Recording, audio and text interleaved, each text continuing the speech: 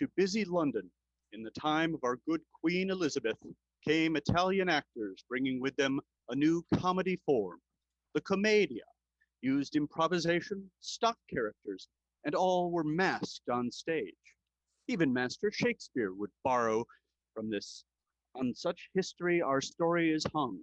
But first we begin southeast of London, in mansion shuttered against deep night's gloom, though darkness pervades throughout man and room, no merriment here, as in a grief-filled tomb.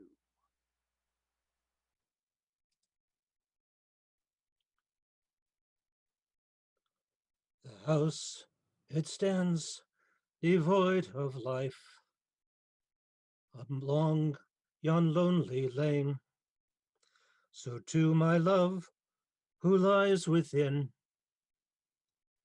removed from mortal pain, the curtains drawn, no light in hearth, a silence as a tomb. For here 'twas where my lover died, in softly candled room.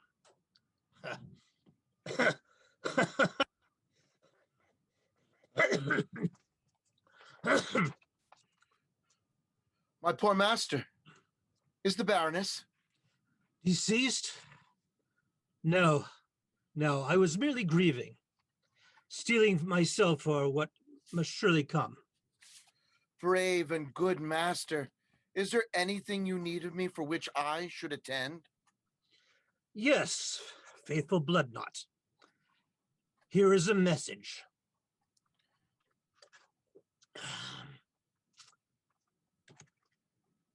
Go, take it to the village police and say, the Baron seeks the arrest of Dr. Conquest for negligence of duty, which led to the death of the Baroness. But Excellency, the storm, the washed out bridge, no mortal man could pass to there tonight. E'en now, the village is full 4 days' ride. Faith, doctor may yet arrive and make well, beloved Baroness. Should we not await? No, sir. Baron am I, and Dr. Conquest should ever serve me first and foremost. Further, inform you, the police captain, that should the doctor flee, I will pay to have him run down where'er he hides, and have the coward returned for justice, have handbills made and distribute afar. Perhaps next time he shall pay me heed and curtail his display of arrogance and cheek. So harsh a treatment, are you so certain? Hear me, you pissling. Take this purse and go.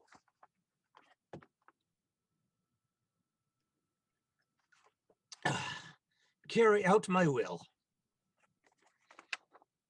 See that this is done. Harry him, be the beast snapping at his heel, author of my vigilance to my exact word. Yes, Your Excellency, I shall prepare for what I fear may be the long excursion. Days at start, just to reach the village near. Send report to me often. I would know only of your progress. If you need more else, keep thin your broth. I need not remind you, I am not giving you coin for Mary. This is worrisome business yet. Baron. Permit me, Sirrah, a small reminder that I, Sirrah, am your master and employer. Hasten to my bidding. Now the trap is made complete. My lady dies, and judgment shall fall against the doctor and the servant. Oh, my dear Bloodknot, you most excellent toiler, labor for the good of me. I repay you herewith for your labors in treachery, such as few consider. So I betray you, my faithful Bloodknot. For if it is not the better men who are the survivors, at least the richer are the cream rising above the base milk. Let us quit this dark place for one of light.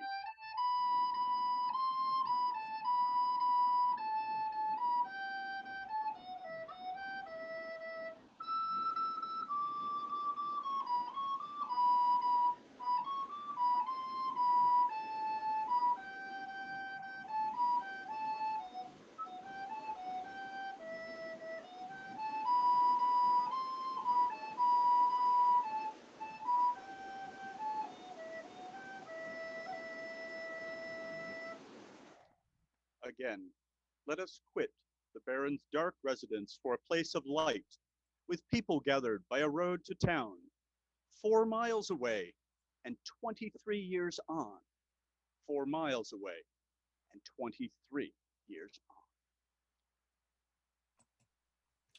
on. Father Pantalone, I doth protest. For a woman chaste I have been and remain. Who is this who chased you so, daughter? Tell me the dog's name, that I shall smite him. But here is good Dottore. He will tell us the truth of the matter. In fact, good Pantalone, your daughter is still pure and whole. So I am not with child? So our child is not with child? You did not set my daughter with child? Oh, I will not be made to marry her. Capitano is free again. Giselle, wait for me.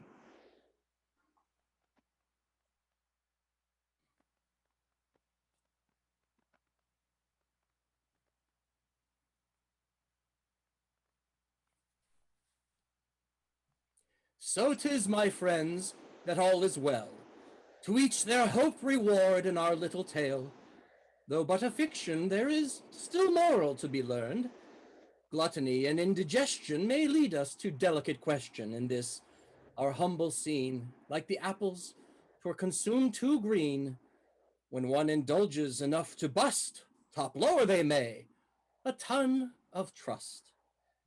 Here close, my friends, to those who you love, and blessed will you be by heaven above. Now, good people, our fair Blanche shall offer song. If our show pleased you, we ask coin for the Commedia d'Orfano to counter our costs of travel, and blessings to you all.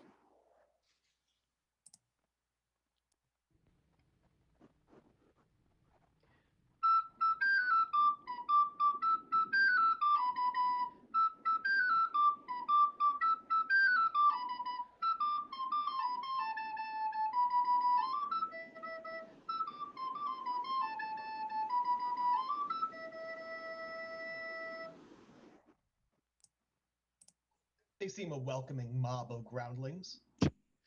They are like others. I should rather to hear the clink of coins rather than their applause. Ever so hungry, growlsome Donito? You know how I am, good friend Mendetto. I must keep up my strength. This is hard work. To act requires brains, not belly. I needs but little supper to leap and emote. I take rich dessert and warm, loud applause. Approbation doth little to fill my empty stomach, sir. Dinner or dessert. Give me roasted joint or your boasted point. See there, how alike are the two of them. One feasts at table, and the other feasts on the crowd's kind notice. And later they both hungrily desire for more, and still more. If you have but little, you scowl and complain. Full, you pat yourself and say how sated you are, ne'er to ask for more. But next day... Enough twaddling. Go. The properties are abed in their trucks. Help Baldassar hasten them to the dray wagon, for soon the girl brings supper, and you must wash. I should like to clean my hands on that girl. The daughter's bake, the baker's daughter. She smiles so prettily. And what flowers do you bring to the girl who toils each day with bountiful flour? Clever Minetto. But let us make haste, else Messina should throw again crockery at us. Master Gaspar, here's the purse for this evening. It weighs a most fair amount. Indeed it does, child. And your singing was most pleasant this day, worthy of reward. Thank you, sir. How kind. See, Mama, what Gaspar has given to me, how brightly it shines. Generous him. Go, put it away while I warm kettle and make something for your throat. England is unkind to your voice with its foggy damps and bone-clinging chills. Perhaps, Gaspar, you might let her not sing for a few days. She may do her voice harm. I promise to check on her come morning, though people will miss her delightful songs. You know, I taught her all of that music. Well, I know this, but if you are asking to perform again the musical parts, I must decline. You are ever lovely to my eye, but young Fiora catches those who were never initiated to her charms by way of introduction. She shivers groundlings like berry bushes that we may harvest their tinkling loose change.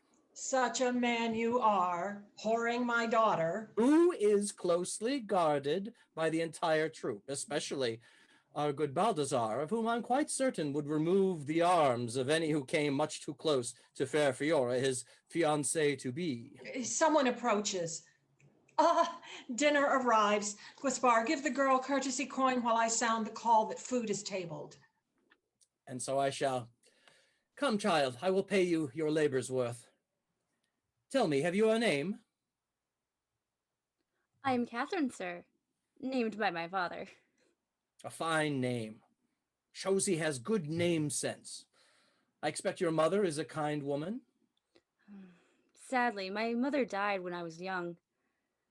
Father raised me, taught me to read and write, much else useful work for the bakery. A good father you have. So good to his daughter. Tell me now, did he teach you to sing? We sang much the hours the bread baked. Father always says, light spirits help the bread rise. Catherine, would you find me too forward if I asked of you a tune to sing me? If you wish, my lord. This one I know well.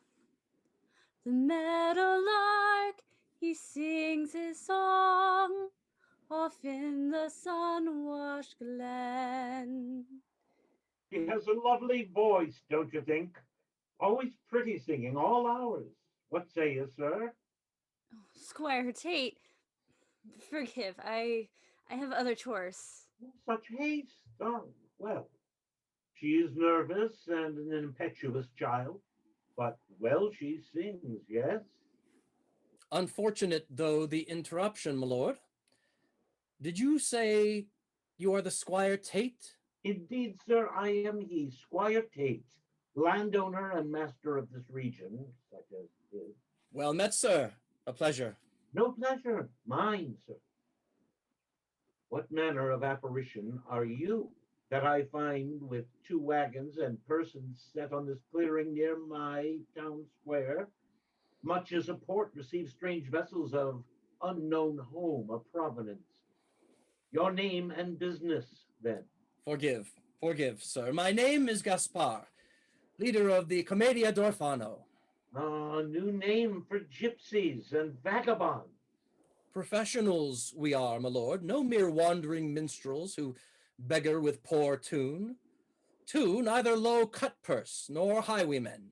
Professionals to what? Mummery, juggling? Ah, yes, actors.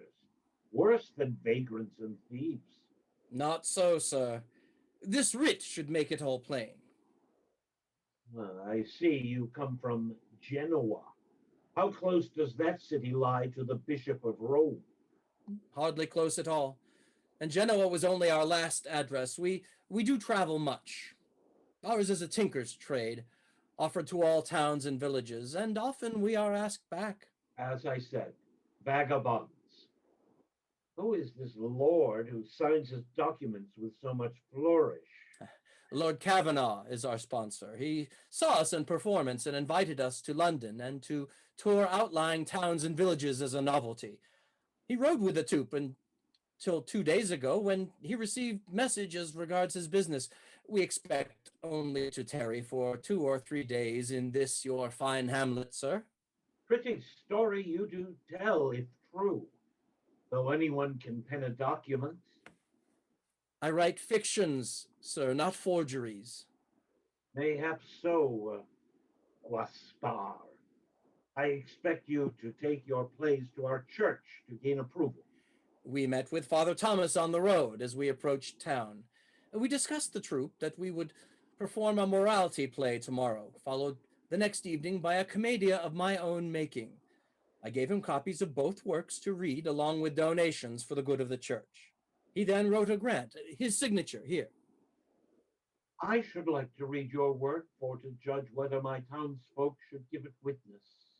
I assure there is no offensive or rudes, and what I have here are mere notes that dictate the performances.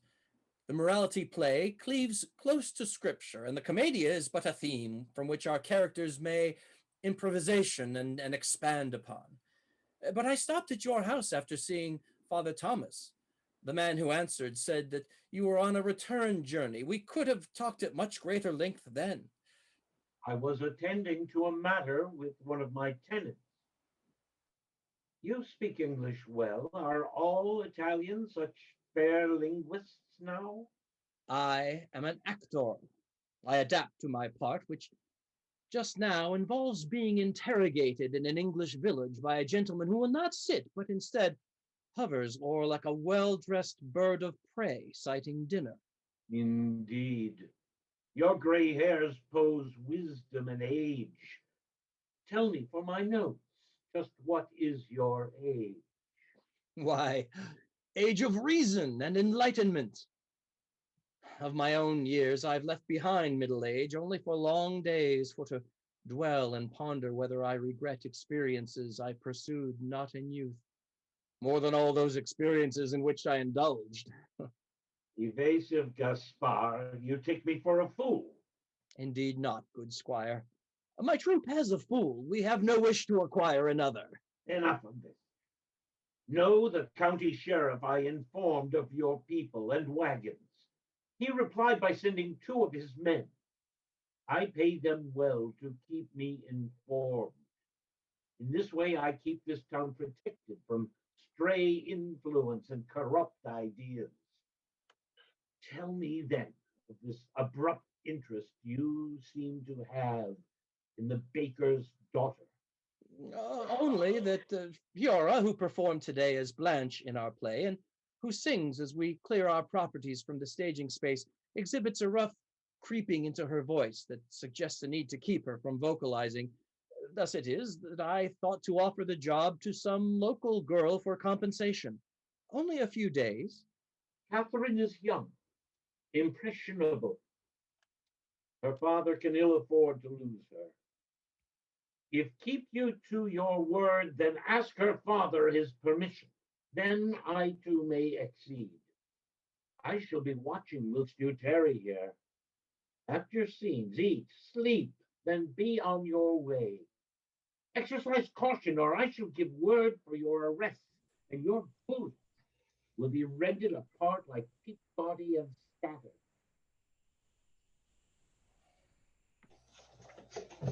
Enough did we hear that I should wish him made of sturdy cloth, that I may ribbons create with the point of my good sharp blade. I would he be woof to his warped and undo. Well said, Benetto. Perhaps the playwright is your next career. I would be happy to... Not another writer. One is quite enough. For what is a writer but a madman who pauses in his stride to speak to shadows, rise in at hours strange, to leap at pages, pen and inkwell, to scratch out the actions of people not live but imaginary? I believe myself insulted. I go. Silly child, whom you encourage like that. Child not. And yet I bear feelings as father to son. He's more than friend or partner. Why should I not feel paternal towards him? But about that other man, Squire Tate, what an unpleasantry, Gaspar. Full noise and threat like the growl of distant thunder on a summer day. Enters without so much as a by your leave. Exits just as rude. Never have I seen one so dark and soul-souled. May we not tarry here o'erlong, perhaps? Calm, dear Messina, soothe your storming soul, else you might alarm the others as they dine. We shall exemplar such good behavior that people will us mistake for high-born. Worry not, I've known many as him. They sit in vast halls before their hearth fires, shawl-shouldered gainst draughts in the wintry chill, shouting for servants and suppers, puffered with self-importance, whilst their wealth poisons deep into their soul. Better we remain the low, humble folk. All the world is ours.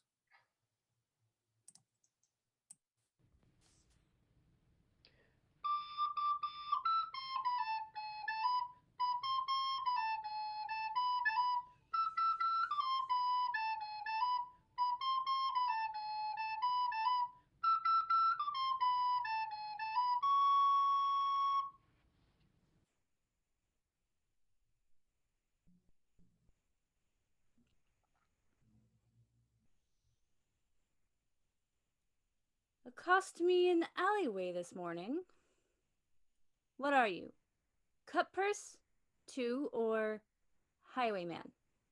My lady, good day. Please, I have startled you. Only that I had not seen you there, my lord. Oh, then please do not think me a lurking rogue, but instead, too forward. Forgive me. I cannot forgive what has not happened. So tongue-tied you are for a performer. I can easily remember the words another writes for me to declaim aloud.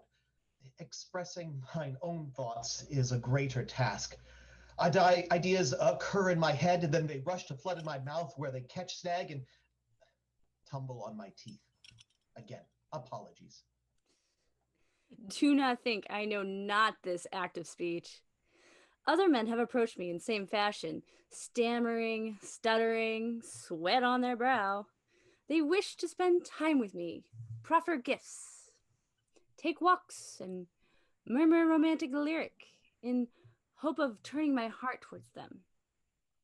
I expect from you some lofty praises.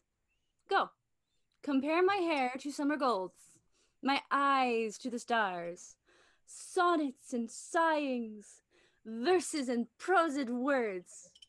Name gods I may shame, who envies my beauty and charm. Compare me to the flowers, to woodland birds, to springtime stars, and the moon in fullness.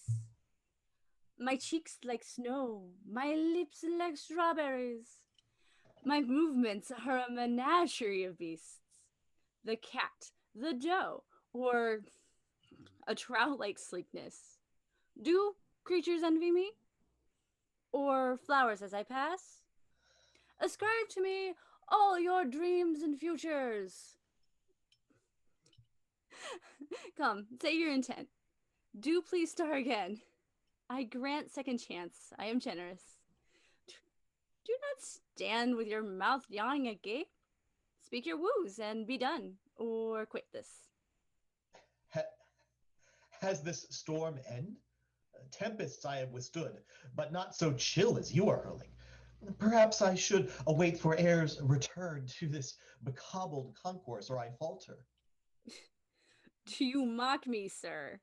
I distract you, lady, all but consumed by your thunder and roar, yet I will not mock all that you have spoke. Such romantics can lead swift to bad ends. I would not do so, as you are much too kind. Thus I plant my feet, and so I try again. Good day, my lady. I am Minetto, actor and member of the Commedia d'Orfano troupe, and I am asking your acquaintance to make, if you permit. Thus I do upon hearing you briefly sing before Gaspar, not eavesdropping I, but just passing by. I heard a lovely song and hoped the visage was just as lovely. And how find you this visage? Are you not embroiled in heated passion? Mayhaps to loss of desire for anything elsewise? Am I unworthy of the least wooing? Know you not the song of the foolish wooing? I shall woo you with a song at your window, sing praise for your crown to your feet. All the neighbors shall stare as I bellow, for I seek you upon the wrong street. Here, here, a worthy for you, vagabond. A young man with me did flirt, slipped his hand beneath my skirt, and his fingers went a-wandering under there. But my virtue is intact, with kitchen knife I hacked, left him with thumbs and a finger joint to spare. I assure you, the visage pleases much, but the song, if you forgive, does diminish. If truly you want I to fall spellbound by mere glimpse of woman, who may say if I am not bewitched? Thus I could have gazed on Medusa, herself such legend of a horror and terror to mortals. Conversation is more what I seek from the fair sex, to break from rude noises the tavern fellows insist on braying. And will you ask for a walking with me? Holding hands, even gazing in my eyes? Only if that is what you would like. Or we could simply sit and discuss the weather. Or would you prefer that you become thee? My heart is then thine, my love doth take flight. Why do you speak so? It's romance language. Do you not know it? Must all words be coarse? If such is romance, stop. It aches my head. You are not what I have experienced of men who've passed through. I have met many in the inn. Quick of wit they are, and quicker to bed, though not with mine. They see me not in my driving clothes, their sight well dulled through many ales and sacks. They ask me to talk, but I say not, for it merely invites men to the telling of their deeds and exploits, one like to another. I resist and leave them to man alone. Your drabbings are well matched to my motleys. Yet little chance have I against such defense. Fortune to he who endures to your heart. You surrender too easily, my lord. But soft, movement in the shadows may be the squire. I must to my tasks return. A fine day to walk in this pleasant town. See you there, Master Campbell, that well-dressed gentleman of fine bearing. Perhaps he is the person of whom we are seeking. I cannot be so certain as ye, but let us go ask. My lord, would ye be the Monsieur Gaspard, master of this troop? Gaspar I am not. Instead, Baldassar. And correctly, he is not a monsieur, but rather Signor, if you could so please. Ah, you will please to forgive us, my friend. I am Master Prodger. This is Master Campbell. We are in service to inquire after the Senor and make acquaintance. You are clad in such finery that we did make incorrect assumption as to your personage and your position with this. Oh, this is my costume in which I do play Il Capitano in our performances. But, what interest have you in Gaspar?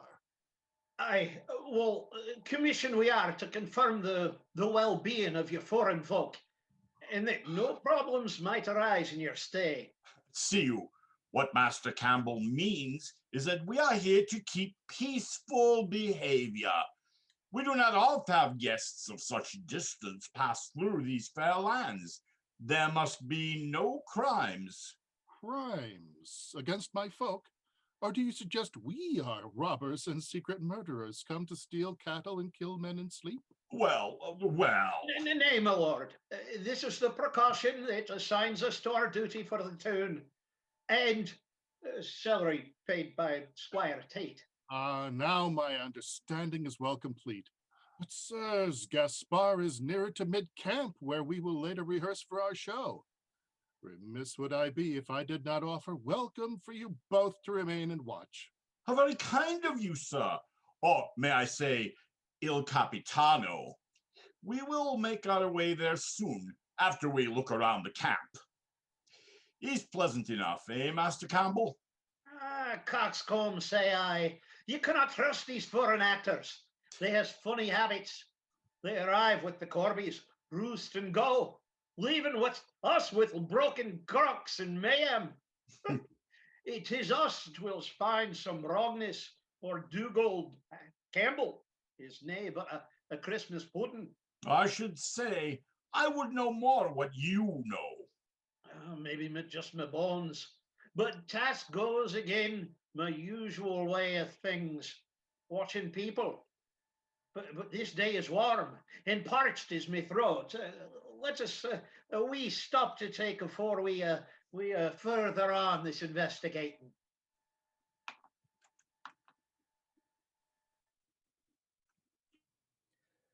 As I had announced, tonight we will play this story with one important change. To help heal her voice, Fiora will act her character, but without spoken word.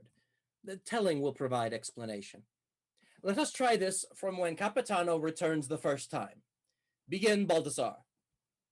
Ah, lovely lady, I return to you to attend such responsibility on that which I may be responsible. You cannot speak, so joyed you are in seeing me again. So I will propose. I shall hang up my hat, sword and scabbard, the world ne'er for Capitano to roam again. For here he will take simple soup, and be a simple man in simple home. Yea, though your eyes doth flash, my heart I offer. What foolishness is this? Does my dandy upset my Blanche with noises of promise? Sir, the lady is mine, and blade I draw any and all peacocks who elsewhere say. You tailor's street dog, draw sword, have at thee! Scoundrel! Now you have upset my lady. Woe on thee that should my unborn child be lost. The child yours, but no, I claim fatherhood. Excellent, gentlemen. And Fiora, your face expresses nearly everything. A bit more practice and easily done. Go with Messina. Mayhaps more makeup will enhance the emotions you express. Minetto, your sword hand should be open and not hidden. Make clear all your movements. Here, you sit here, and I will demonstrate. Baldassar, to your blade. And thrust, and turn. Ah, I see what you mean. If I turn myself, the audience sees the swordplay better. Now, what you need is be more convincing. You handle that sword like a hod carrier. You're not transporting bricks, but dueling. Permit me, Gaspar, to demonstrate this? Certainly, you are most welcome, Squire. Baldassar, please be cautious with our guest. Start slow and take your maneuvers from there. Thank you. So, this is the stage. An audience have I, such as you are. Now, mark my posture and my footwork, and see the right way one fights and defends with sword. Catherine, you seem agitated. Perhaps 'tis time you get back to the bakery. Messina, go with Catherine and take Fiora along. Take coin. Buy a few buns. But I should wish the young lady witness my technique and skill, of which she has heard. Indeed, Squire Tate. We in the town already know well your stories of your besting other men who insulted you. As well, we actors like to keep a few stage tricks concealed as a pretty surprise. No need for audience to know all, else our enterprise might all unravel. Go, Messina, take the young lady now. I should like to go with them for safety. There might be on the road be some low robber willing to attack women or a few coins. And woe to the thief who attempts to cross our Messina. Thief would only find swift he best learn another trade. For his sake, no, Minetto, here is your place. Sit, learn. I will join them when we quit this business, to escort them home against woods beasts about, both those on 4 legs and upright on 2. Indeed, Manetto, you should stay rather than to chase small-town skirts and fillies. You could find you are unworthy e'en of them. To your blade then, Baldassar, and ho! Parry, thrust, turn, and repose so. Excellent, Baldassar. How quickly you learn. What means he such words, Gaspar, to insult? He knows me not, nor I mean I harm to anyone. Calm you and hush. See his style and footwork. I say, squire, once I saw an Iberian pirate grip a sword as you now. Who taught you such? No pirate was my teacher, but a Spaniard, well skilled with blade. Would I only know but half, for he moved as though a beautiful woman was in his arms, and the dance was set. And now I say, 'tis your turn, young Manetto. To your blade, sir, so let us begin. Parry, thrust, parry, thrust. Good, Manetto. You exceed my expectations. Parry, turn, lunge. Very good. Let us increase the pace. Parry, parry, lunge. Turn yourself further. Aye, but this is for the audience's sake. In this position, they have better viewing to see my blade point. Or, if opposite, I briefly conceal the touch of my blade, and the audience perceives mortal blow. Oh, this I understand. You move your feet well. I expect you must enjoy dance as well. In my travels, I have learned many dances, some sedate and calm, others vigorous. We do not care for wildling dances here. People lose sensibility and reason with blood too heated and hearts thunderous. I hope you will not over-influence during your stay here. I already advised the troop to refrain from any action that might upset the normal business of our local hosts. All agreed to this. Thus, you have our bond. Naught will come to harm. You have my thanks, sir. I prefer my village simple and peaceful at whatever cost. Changes make people unsettled, restless. I would warrant such as the fount of wars. People become dissatisfied, and soon they fight against their betters and lose. In truth, not always. A fair riposte, sir. I keep these people from foul influence and unseemly ideas that clutter the mind. Well, you should, squire. Keep the children safe. Pour wax in their ears. Tell parents, hold tight their hand or face and nose and mouth of the child. Keep out the foulness. But you, childless squire, know well this lesson. By such an action, the child fares badly, the parent fares worse, and you, sir, would fare the poorest of all. I would not quarrel. I protect what is mine. Are these people your titled property? Are they like cup and dish upon your table to use and smash by a mere very whim? Beware your wares, sir, for these have sharp teeth. Oh, good maneuver there, Manetto. Tell me, what thoughts might you have about this, my town, and the townspeople, compared to the like you may have witnessed in other countries? In truth, squire, I am but brief in this place. For that I see naught to differ from others. Houses, shops, town square, farmed fields and folk, people suspicious of the stranger, and more are those friendly and hospitable. Shutters are open full to the daylight, and the inn serves good food and decent ale. Our travels have been kind, at least overland. The passage on the water we bore with green guild solemnity and some rail prayers. Indeed, I have heard tales, but never been a sea. Best you stay in your village, Squire Tate, where you can keep predictable order. Orderliness is not an evil, sir. You write the plays you perform. Do you not prefer setting worlds to right, tidy end? What I set down with ink and pen is but commentary and observations writ small. The true world is much larger, and as such hides much from common eye in subtle ways. We are but a looking-glass distortion and an amusing reflection of the real world. If so, then I should but wonder what form you might write of me. If you wish, I shall give thought to the matter. I must observe more of the setting to tell the story. A character cannot on bare stage set alone, nor, I expect, is your story full told. Certainly 'tis well. See me then in local business, how beloved I am by people. But tell, you must have seen women fair in your tour? Would you admit the ladies herein are equal pleasing to the eye? So Minato said.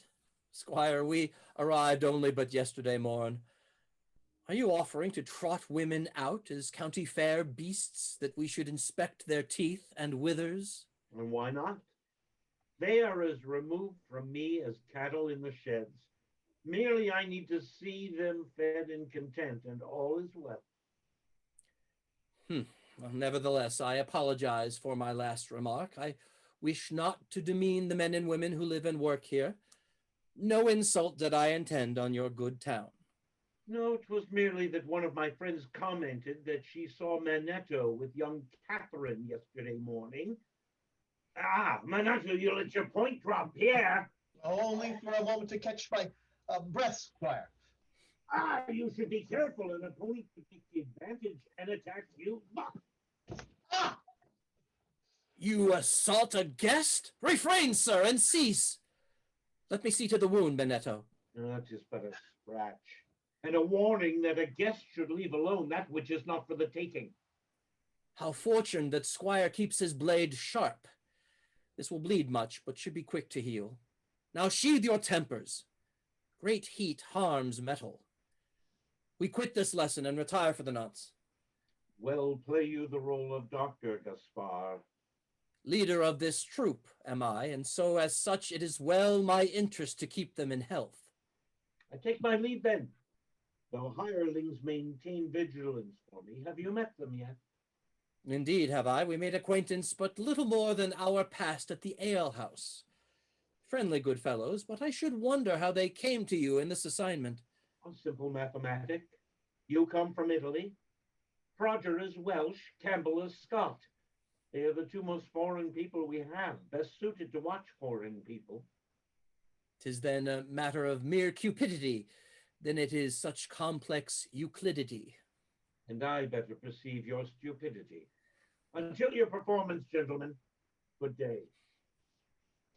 Such should be plucked from those world roots and all. As a weed, my friend? I see how you mean. Tate offers no shade, but spreads everywhere, crowding the garden, taking nourishment so all withers but Tate, who remains alone. No flower, but ugly and mean. How sad, Manetto. Let us go ponder thoughts more pleasant and assure peaceful sleeps.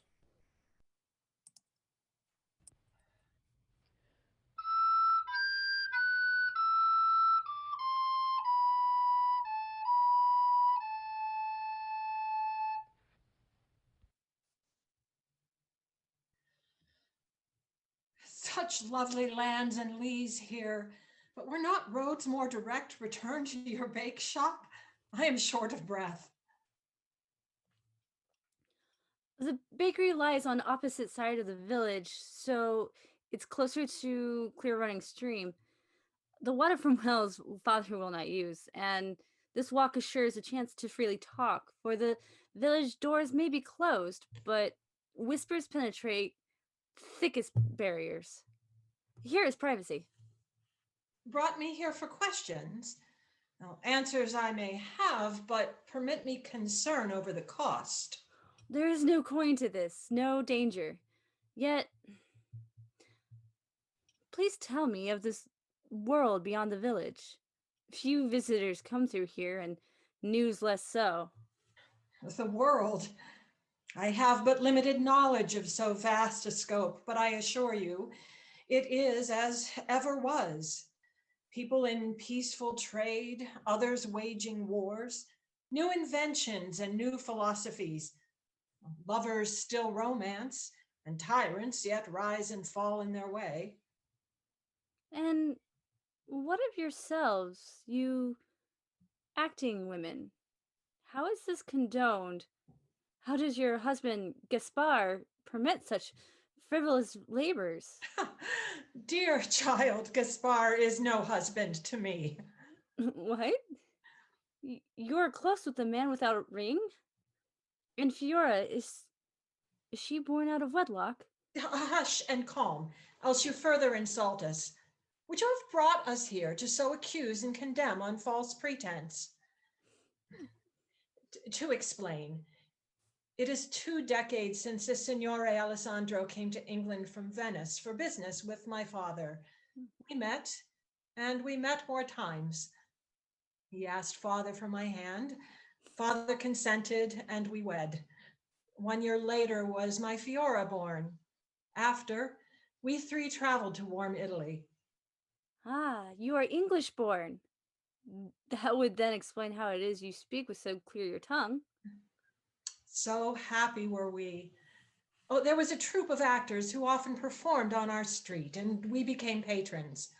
Later, as players came and went, Gaspar joined the troupe. And still on, Alessandro took sick with flux and died. Gaspar offered to be half owner of the troupe. Thus, business partners are we. He is a good man. He writes, directs, and acts. But he conducts no business without me, Messina, in full attendance. And yes, I act in the plays. Why not? Of what good would be my sitting home in sad and shawl with no money to light hearth or fill pot? There are other troupes with women players, though some are of lesser moral virtue. If one prefers the coarse and the profane, let them seek out the alehouse for sailors, not the Commedia dell'Inferno. Surely the church must have objection. The church will always find what to object. But I say a good woman need not be consigned to shadows.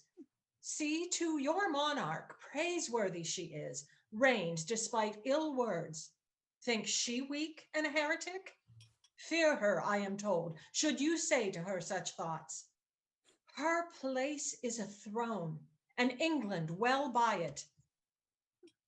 Yet even the highest born woman on high throne may be brought to naught by the pig farmer and his gossiped words of her virtue, or her rights in a world made by pig farmers. I am a makeless woman, telling stories, teaching good morals. I am no harlot. And does not the book say, make joyful noise? Alessandro I miss, but Fiora and Commedia are my joyful noise. And peace my husband is, and I am content. Permit me then to make apology and express sympathy or a loss of husband. I meant you no pain, but the horizons of a modest village are much nearer than those that limn the edges of the world. If I ask no question, even in error, how shall I learn what the spaces contain between my village and the edge of the world? Welcome you are to ask all your questions, but still the forest is a fine place where one may hide many things, or even oneself. Tell Messina, what is it you are hiding? Perhaps a foolish village girl am I. But of all stories I have heard since small, told by my father and the travelers stopping at the shop on their way through town, no story entranced or so ensorcelled me thoughts as those of lands beyond this place, to abide while in mighty cities, to meet new people, dine alongside them. How fine that must be to live such a life. Forgive Fiona, she whispers thoughts into my right ear, but she rests her strained voice. Yet she reminds me of this conversation held in other towns with other young women, all about your age. Are you too a caged bird?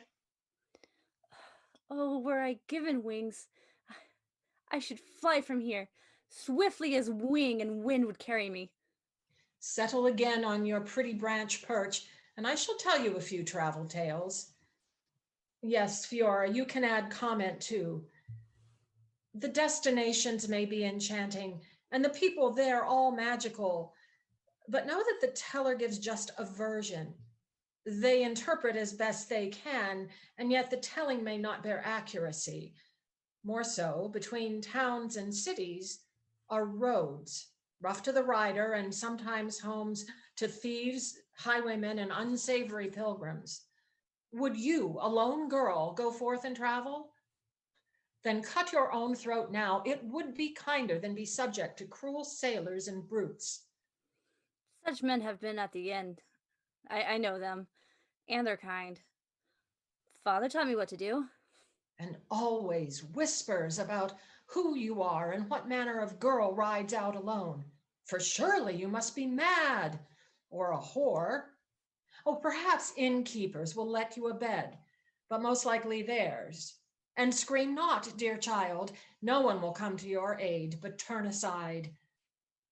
Travel is a hungry, cold, wet, dirty, and hard for the young and unattached woman.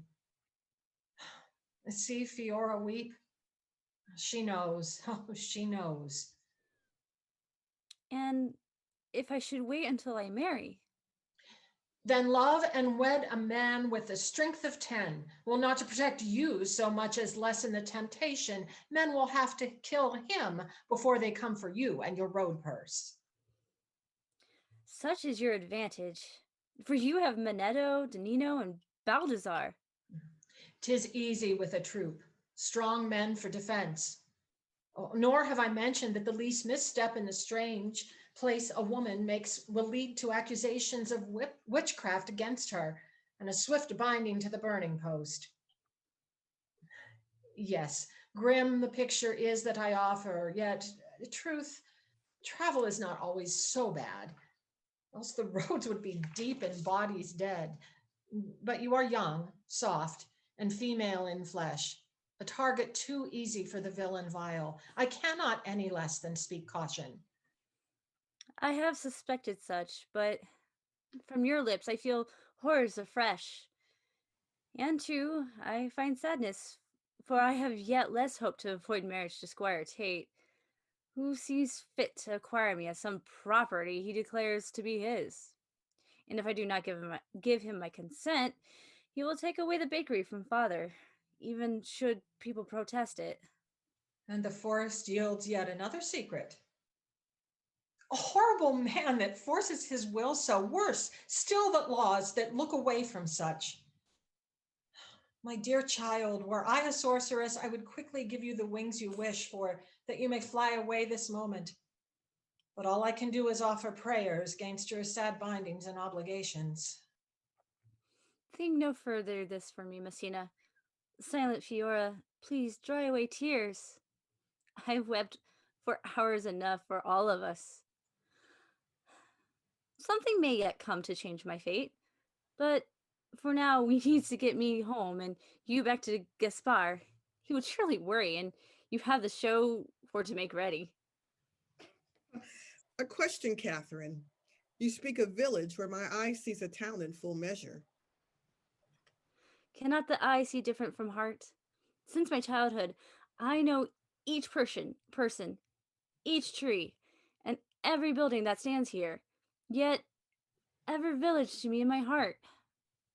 As one may not see themselves as older. Until tonight, then, thank you both. Thank you.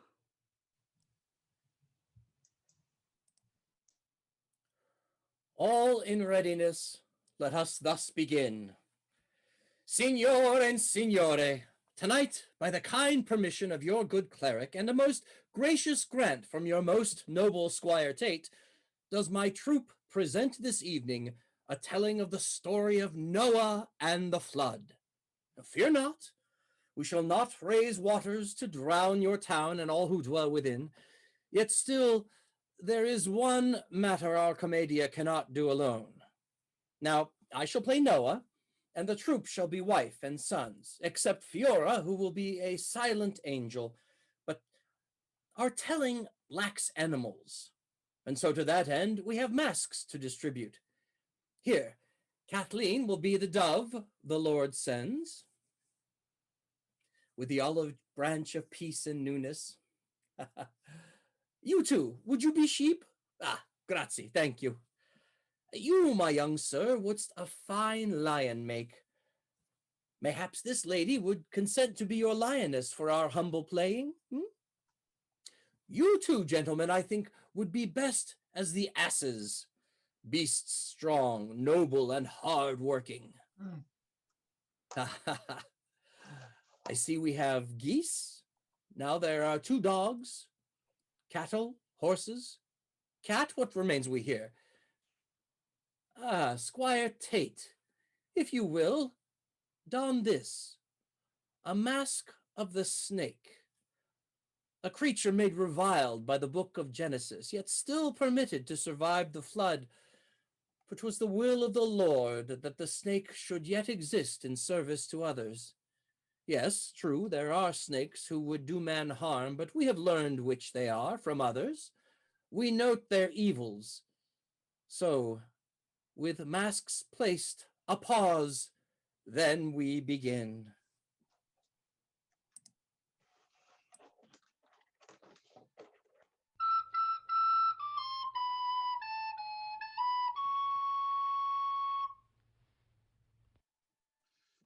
Tis naught else like the good hearty breakfast to set a man right for his working day. Let others take their pottage and berries. I shall sup on eggs, sausages, and good ale, whene'er I can on a day of labor. Aye, but the only labor I seek now is finding a place to lay me head and sleep. Nay, sir, our day and labors lay before. Now, a strategy. What thoughts might you have? I thought to shut my eyes neath that tree yonder. You jest. Though such location would suit if you could but hear sedition through whatever dreams were to come to you.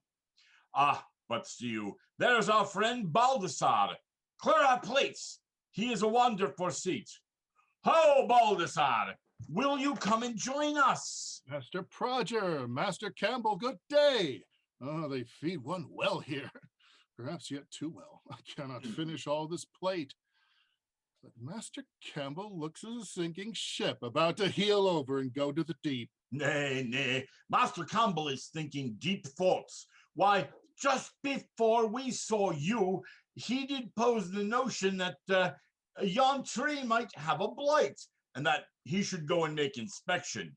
And though he is good with trees and the like, I says to him, nay, our task is not trees, but the protection of these townspeople. So do tell, are you going to finish that sausage? I do so hate to see wastage. Go ahead, take it. I try not to eat too much on show days. Ah. Too much slows the foot and the brain. Lines are forgotten and entrances missed. Oh. But half a mug of ale and else I drowse. Tell, did you enjoy having acted in the morality play? We had a good crowd. Indeed we did, sir. Some sausage, Campbell. Just a wee something would be suitable. But tell me, good sir, do your fellows not take breakfast themselves in camp at this hour? An occasional meal in town is but a rare luxury, yet it does permit people to see me and be accustomed to. I can listen to how they act and speak and fit characters to suit the locals. Oh. How like the mayor, they say in one town, whilst better the role befits the butcher in another place. Words are words are words. But good sausage makes for a blessed belly. Well, that is. But I must make my return to the rehearsal stage, else I be missed. And still, I cannot understand at all how the Squire Tate can dislike these actors. Ah, you see here, sir, the actors travel, meet many people, see all the world has in its vast richness, life, death, all of it. The Squire Tate, sadly, has casks and cabbages and little else, eh? Envy, my good friend, the vile poison of the spirit and the mind, worse than bad whiskey, a foul, slow evil. But he has paid us to do a service, and here I see him swift approaching now. Good day, gentlemen. Here I find you 2 of these tavern seats with no food and empty tankards. Do you not know this is poor disguise? You must appear less suspicious. Servant, bring these men food and drink quickly. Bring them eggs. And 2 mugs of ale. Yes, fill the tankards. And some nice sausages. Forget not the ale. Right. Mark my bill, sir. Oh, indeed, sir. Thank you. Bless you, sir. And all that, though I needs more ale. Enough ale now. Hear my next words clearly. Let us speak on of more urgent matters. I see you have befriended a member of that acting lot I pay you to watch. Before the performance of this evening, detain him, make him late or unable to appear. Hurt him not, at least nothing that would appear on flesh nor mortal his wound. Give him a physic, indispose him so that he arrives not until late. Quite. You mean to embarrass Master Gaspar, then? Perhaps that, sir, and perhaps more. We shall see as these performers move across the stage. And on such a thought, I bid you good day. Huh. Oh, what thinks you on that, Master Progger? I think we have some planning to make, sir. This plan is not to my taste, sir, nor is our Squire Tate. He's a foul stream in this world. That may be, sir. But see you, he pays us. Indeed, we are feasted here by his fat coin purse. Aye, 'tis true. I shall need a fortnight to rest and recover my wits for all that. Well, you shall have 1 hour for your fortnight. I will speak with the apothecary in the meantime, then, and consider actions.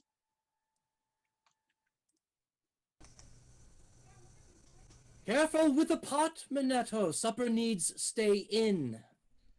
Ah, here, we have arrived at the shop door. Good morrow, Master Baker. We saw not your daughter this morn. Minetto, set down the kettle before you spill it out. It's heavy, Gaspar. Such labor is best suited to Balthazar and his strong back. But he did not ask to join my journey. You did, and such is the fee for passage. Pottage for passage. And repast in return. And I apologize to you both for pains you may have had to bear your supper here. Catherine was late to deliveries. Hearth and customers thus become my double task. Good it is to see you again, Gaspar. I pray Catherine gives you her best songs. Oh, indeed. Her voice seems to halt breathing in all who hear her. She is a delight to the ear. But let us continue by your ovens. I expect you are baking, and my supper has need for heat as a cat to hearthside when the winter chills all. Minetto, please, would you await me outside the shop door? I have matters to discuss, and you'd have a better view of the young women yonder downstream as they wash the clothes, eh? Unkind, Gaspar. You make of me a shade of a character that you would have me play. Forgive me, dear friend. Character and friend often do merge in my thoughts whilst I write. And I find writing is ever at hand. Now we are but two, Baker John. You wished to speak alone with me. Come, then, and tell. I sense in you a gentleman, Gaspar, though foreign you claim. I would ask you now, what intent do you have for my Catherine? I swear no harm to her, sir. Why ask this? Only the observations of her father. She has borne a lightness since your arrival. She sings near always, and oft speaks of you. Then I hope her words bear me some kindness. Of else I can offer only mere distraction. We could be traveling merchants or a troop of passing soldiers, she would feel the same. New faces, words anew. We will soon go too, and life shall normal again here. Doth this please? Gaspar, I beg of you, please, take her with you. What mean you, sir? Has she so displeased you? No, not so. Pray let me explain. When her mother died, Catherine was but a child of 4 years. See here now, she bears happiness and joy for years gone unseen. Squire Tate demands her hand, else he shutters my shop. Yet she speaks of good Gaspar kind Gaspar. I tell you all this not to know secrets, but to ask, take her from this place away. As her father, I ask this to save her from marriage to a man most poisonous and foul. Here is a grave matter, as grave awaits on such action misstepped. For a kidnapping, even urged on by good intent, warrants the noose or the axe block in most countries where I have gone. Yet your words I comprehend. Let us speak no more. Catherine arrives. Each encounter with Gaspar I have had begins with his face quite mysterious. See, there you sit, dour, owlish, unsmiling. You posit no confidence nor kindness.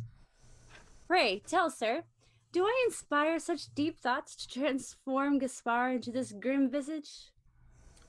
Mistake not this grim visage as mirthless, nor lesser dignity than the great stag. This is but a mask, carefully crafted by many craftsmen working o'er decades, specialists in lies and accusations, corrupt officials with morals rotten. This line here, wrought by a thief of hearts. Here are shades of doubt. There is where tears flow. I remove this sad mask when I create or recall other much happier days, though such memories grow dim and recede. I'm observant of all worldly tacks as folks good and bad plunge through storm-tossed life. I've been told I smile when I sleep. Perhaps then sorrows are at the lowest tide. And perhaps only tragedy should you write. Ah, but absurd humor is true antidote to tragedy. To well pen such, one should have experience in many tragic tales. Melancholy words from this grim-masked lord. Is he my bridegroom so promised, father? Catherine, behave! Gaspar, she knows not.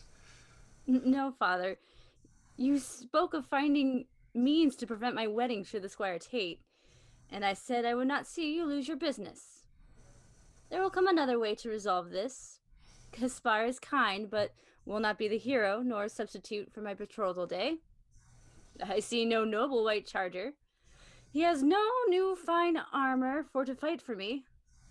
Only his trunk of costumes and boxes of masks. So, you seek only some knightly attire. You may be a long time at your window watching. But Gaspar, you could not desire a young wife. For how think you, sir, about a romance twixt a young maiden and an older man? No simple answer. How many years spanned? Who has arranged such a marriage, and why? Is this customary within that country? Love has its seasons. In manner alike as Ecclesiastes taught us of life. Small wintry boys, all cold 'gainst love, full interest for mud and sticks and bugs and little notice in the wider world. Girls are enemies to despoil their games. But warm spring will stir and carries new scents, and girls, not so foul, interest anew. A presence, before ignored, now a friend. Of a sudden girls are bright light and heat to be conquered and won as beard hairs sprout forth. Now, summer passion, mayhap a marriage, seed hastily sown, duties, children, and family whirlwinds, the labors of love, till autumn calls rest. The muscles want rest. The harvest brought in, rest now your passion, as colors gray and love turns to comfort. So clever, Gaspar. But what of the maids? Here, too, are seasons, and much by training.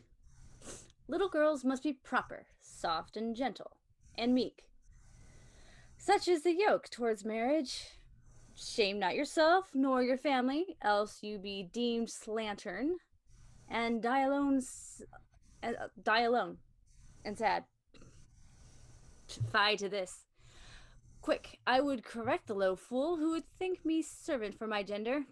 I bring light and heat from my own making, and thunder too. There will be a marriage, aye, and children, and whirlwinds, and love, and all the rest, with good husband and partner. Such is not the way of the slatternly, but I do believe the fount of true love. Truly you are wise ahead of your years. For the world, females gain wisdom sooner than most men known to me. It is amusing to watch the girls leave boys with jaws agape, faces blank and dull, and no wound to show. Almost I would ask your hand in marriage, but another I foresee suits you better still than foolish and old Gaspar the scribbler. Old mystic and fortune teller as well. Gaspar, your kettle seethes and roils to done. As do I. Milady, wouldst thou look through yon front door and see if Minetto is near? I need his help to return cattle home. Admirable young woman you have raised, sir. Small wonder you wish her better friends. Would that my years were fewer numbered.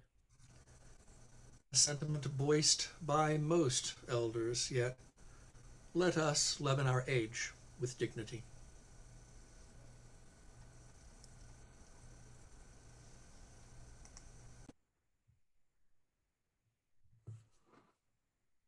Watching pretties from the town, Minetto? Or perhaps you mark alley passages? I am enjoying the architecture and the way the afternoon light plays on it. Lovely crocus bloom down that way up to the forest edge. It is a very nice town. I could imagine living my life here all the days I have what remain to me. The 9 alleyways are but part of this, or did I miscount? Are you another? Do you mean to call me an alleyway? I mean that you can be passage to all manner of things. Dark at times, or deadly if not approached with caution and knowledge. I should have struck the like false coin you are. Is this how you speak to women you meet? I have never met a woman as you. Many have enticed me, pursued me, ignored me. None have challenged me to be worthy. Are you proposing to me, vagabond? More to myself. I must have something to propose with, more than manner and motley. A quest, then, to prove myself a worthy, in turn, in time, one might find me worthwhile. Before you take leave, sir, Gaspar needs you. Serve him to serve supper, then to your service.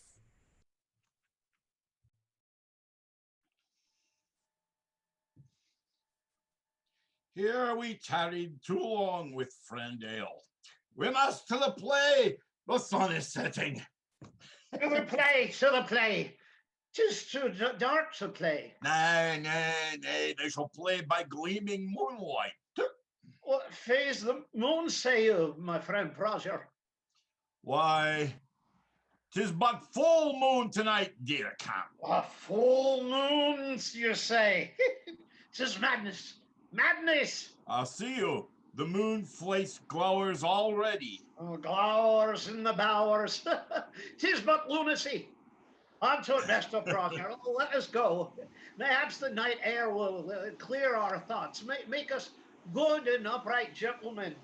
Lunatics, madmen, and fools await us. Right, illuminated by the clear autumn moon. Ah, gentlemen, gentlemen with noses so red, your tankard slipped o'er, you should be to bed, and sleep off your ale sops till break of day. Well, leave I shall take to perform in a play. Ah, the play, the play. Should we go back and wake sleeping Baldassar face down on the table? No, no, Squire Tate said he would attend our friend. Oh. No, said he. Get to the show. Thus we must go. Good day to you, sirs, as evening is nigh. My Lord Tate, Squire Tate, we were on our way.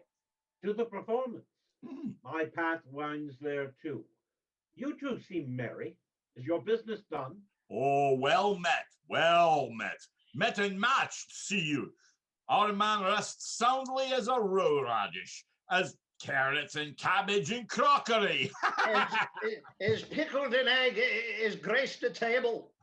Me ta had a partridge well laid pickled eggs, or so he told me. Aye, sauce for the goose. No, a partridge, quite a different bird.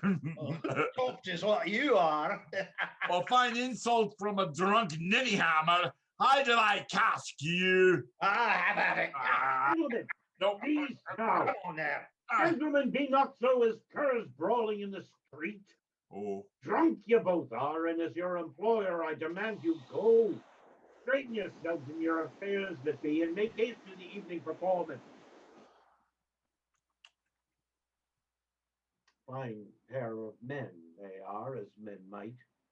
I should not have to pay them for what service they have and have not given. No matter. This business is near done, and the stage shall be reset for my wedding. Such is the reward for the better men, as I am, and to all others, what befits the unhouseled. Oh, see here, what is this? Baldassar has his mask lashed to his belt. Well, sir, you need this knot instead. I borrow you to my own play. Unravel cord and bind now to my acts.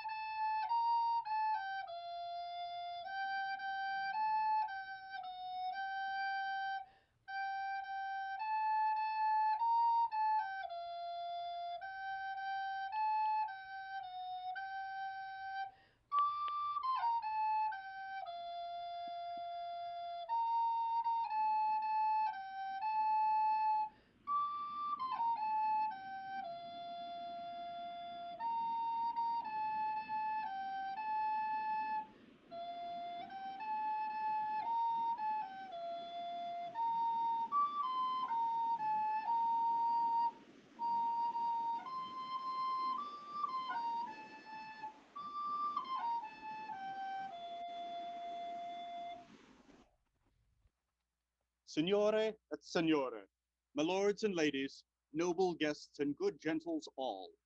We are Commedia de Afano of Italy and the Mediterranean coast of Europe on tour, besponsored by a London lordship. Mayhaps you witnessed last evening our play of Noah and the Flood. You may have been drawn to that on seeing the short farce performed the prior evening. Tonight, something new we bring from home. It is Improvisazione, a play unwritten. The characters we know well, and too, you know them well. The lovers, the wise elder, the braggart soldier, the scolding wife, and the fool. Their full title matters not, for it will change performance to performance. For scenery, we have a simple door frame. To what, you may ask? Passage into a hut, a garden, or a castle keep, and here a simple bench. And yet I might say, see here this throne, or stand upon it and shout, 'tis land. And by our few words shall you assemble such great and grand vistas as we might describe. Masks too we shall have to further remind you the nature of our characters. Yet have no fears, neither the masks nor changes in time and place, for though we shall much improvise, you shall be safe returned to homes and to hearth. So we'll begin, though. True, we began earlier this evening in meeting with your neighbors, and from them we took their suggestions for our characters. For now, our braggart soldier, a pirate is, the elder to a doctor, and I am ever the heartsick fool. Such is my life, friends, a comedy without end. What is it, Gaspar? Does the play not please? Our audience laughs and applauds it. The play does not please. Balthazar again has had too much drink. Now he is missing his entrances and exits. His character lacks the capitano fire and roar, his step hesitant and unsure. I may have to ask him to return to Italy after this performance. Look, he stumbles like a fool again, and already a fool our troupe has. Speak with him first, Gaspar. Do not dismiss Baldassar outright till you know more the tale. Now, here is your entrance. Go to. Go to! Are you still here, young man? Why do young people take so long to woo and wed? Seems a simple thing. Life is short. Just make your case and go. Now, where is my manservant? Farrago! Oh, you're right here. I thought you were that boy. Well, help me to the garden. I need a few fresh roots to refill my curatives. Wise was the philosopher who said, Dum vixit aqui mortua dolce cano. And wiser still is my master, though sometimes addled as his sight and ears dim. But hark, someone approaches, and I leave. Here, in the garden of the doctor, I will fight for the honor of his daughter, my beloved Ophelia. Or so it shall appear to be a fight. Arranged have I for my friend Antonio to don a pirate disguise, though enough so that the good doctor cannot clearly see the ruse. I will thus win the fight for the love of fair Ophelia and for the blessing of her father to marry her. But hark, someone approaches, and I prepare. Oh, Marco, I am arrived. I come this day from far away to claim my bride, then sail away. Hey, hey, nani, nani, nani, hey, hey, hey. Speak your piece, sir. I challenge thee. Louder! I challenge thee for the hand of the fair cat, Ophelia. Draw your sword. Draw your sword. See then.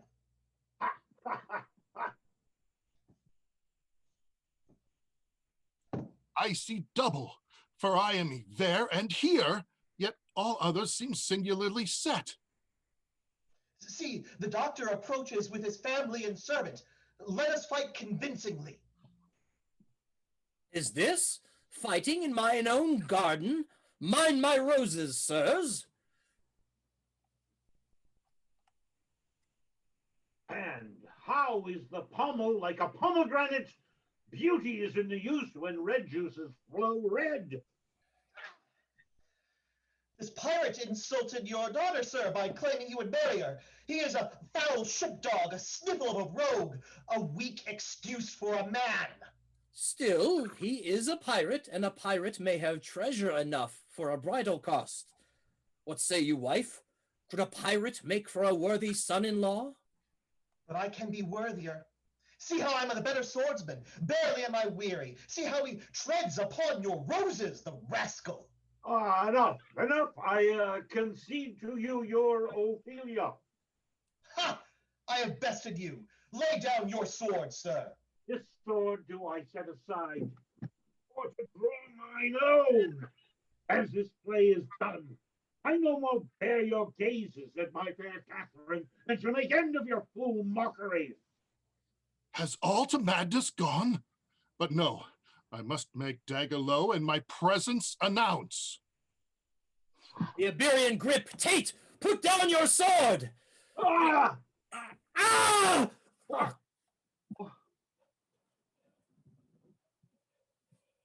Content I was to remove please. the branch.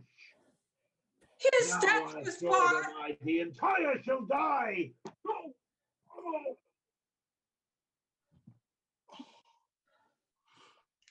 What fine performance, Lord Squire. You fall well. There's a cloak that slides from a cloak peg. Your hem's akimbo, the dust's unminded, and blood pools neath you. Well executed. As executed thou doth appear now. On my words, you are unmoved. Gaspar, Tate is unmoved, and more than so than is usual. Gaspar, why do you lie there, with gaze to some distant vision? What has happened here? What instrument to death have I become?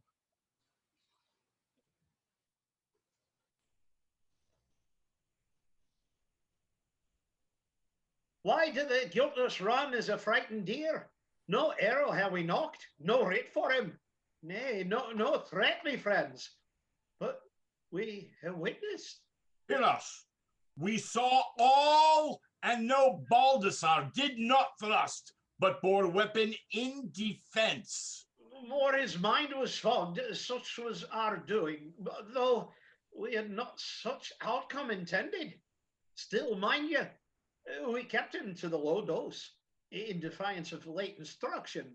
We shall go speak to your Baldassar, and remove Squire as we go, and send for doctor. Sirs, I wish you no such inconvenience. But Doctor already is here, is he not? Blood not? What means this? Or do eyes deceive that I see you now in raiment of old age?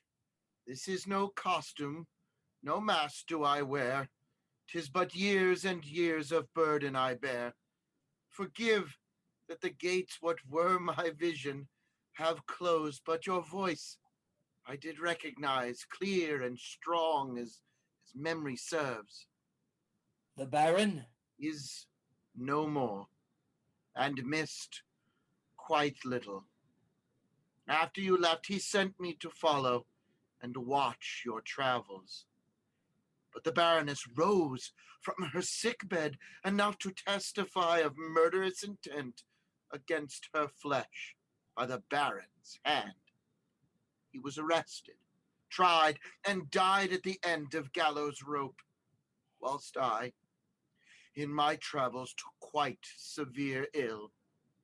Though I didn't recognize, my sight was gone. Thus did I return home. For my service to the Baron, the court made decision. No greater punishment could they set more than the divine host had already levied on me. Though I begged for crust, now people are kind and give me clean straw and warm broth these days. You were always a good man. Better you deserve. But how came the squire to this mansion dwell? Of Tate, he was the only relative eligible to take the manor and lands. A spoiled nephew, mean in spirit, plucked out from city and ill-gotten gains. 'Twas his father that ordered him to this station, and on the townfolk did he bestow his rage. Not even stable space would he allow old Bloodknot despite my service. And Anne? Bloodknot, please tell of Lady Anne. The lady of your courting. Ah, well. She waited, of course, nearly full 2 years. But no word of you. She believed you met foul end. And then a tradesman came here and settled. He courted her. As gift, he opened a bakery. A year later, she had a daughter. And 4 years following, Anne died of illness. I believe you know the child. Catherine. I could see Anne in her eyes, but I dared not speak were it delusions. Gaspar, of Catherine I must speak to you. I wish to leave the troop. Her father will take me as apprentice. I hope, in time, to prove worthy and be permitted to wed good Catherine and settle in this place. Minetto, near a son you have been to me. I would wish no one greater happiness than you for your future. Worry not. Others may yet leave afore this hour ends. We actors know what time to take exit. For 'tis as the playwright declares it so. Gaspar, you are in pain. Let us fetch. No! No, doctor. The pain is passing now.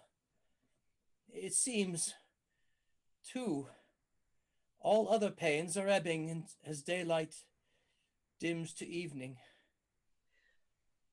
The light.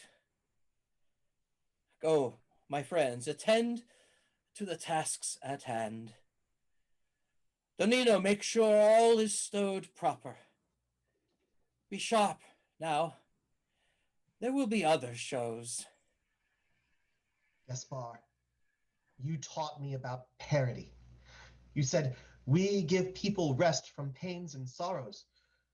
To do so well, we must ourselves learn those pains and sorrows of parody, friends. I find I am done. Let us be gone. Did you really plan to take this roadway to London, Gaspar? Was this your intent? To each man his habits, both good and not. Forgive mine. I am ever the foolish one. Messina, though, this was not to end as this. Yet the son I could have wanted will marry the daughter I might have had. Such a story that could make. I should have quill and fresh fool's cap and write this as a new play. A quill. Gaspar? Oh, Gaspar, my beloved friend. Your play ends here. No more speeches to give, nor bows to take. Nothing more than exit song. Do you know, I learned a new song today. Let me sing for you, though the tune is sad. The house it stands, devoid of life, alone yon lonely lane. So too my love, who lies within, removed from mortal pain. The curtains drawn, no light in hearth, in silence as a tomb. For here 'twas where my lover died, in softly candled room.